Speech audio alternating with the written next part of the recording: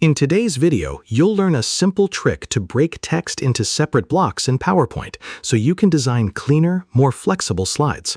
Let's start from the basics. Open PowerPoint and go to the presentation you want to edit. Once you're inside, head to the slide that contains the text you want to separate. Now, click inside the text box and carefully highlight the specific words or sentence you want to move. This step matters.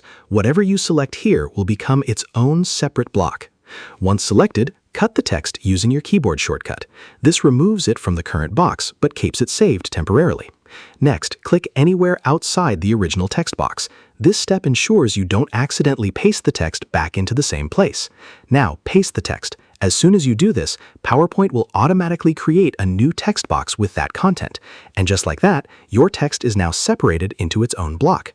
From here, you can move it anywhere on the slide, resize it, or style it differently.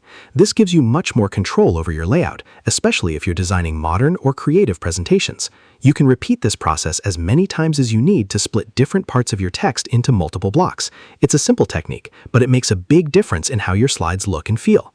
And that's how you break text into separate blocks in PowerPoint. Share this video and subscribe for more helpful tutorials.